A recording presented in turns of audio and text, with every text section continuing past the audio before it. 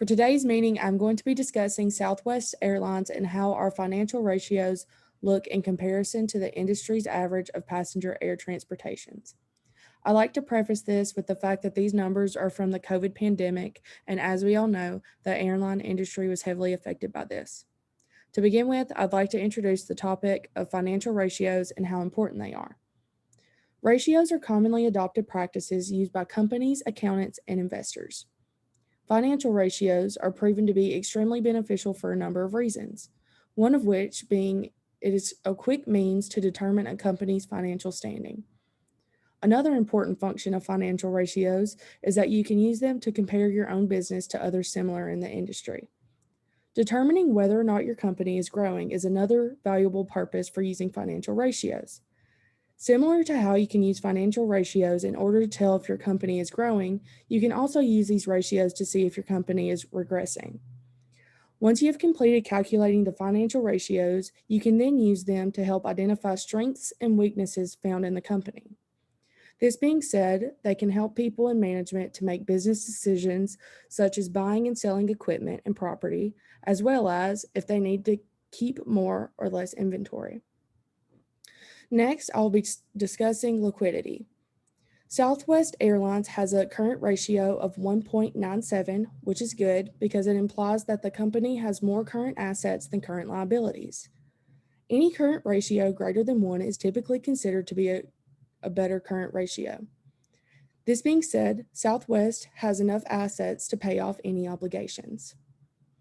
The industry's average current ratio for scheduled passenger air transportation, however, is 2.4. This means that Southwest has a lower current ratio than the benchmark, but Southwest Airlines has a higher quick ratio than the industry's benchmark. The quick ratio for Southwest is 1.82, and this means that the inventory is not a huge part of Southwest's current assets. Other competitors have more inventory. The next topic I'm going to discuss is efficiency. Southwest Airlines has a low fixed asset turnover ratio compared to the industry's benchmark. The fixed asset turnover ratio for Southwest is 0.57 compared to the benchmark of 8.6. And the total asset turnover ratio of Southwest is 0.43 compared to the 1.4 industry benchmark.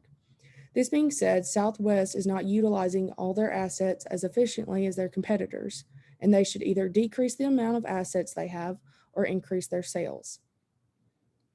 The degree of financial leverage is the next thing I will be talking about. Southwest debt to equity ratio is 0.12, and the debt to equity multiplier ratio for Southwest is 3.49. I couldn't find a benchmark for either of these ratios.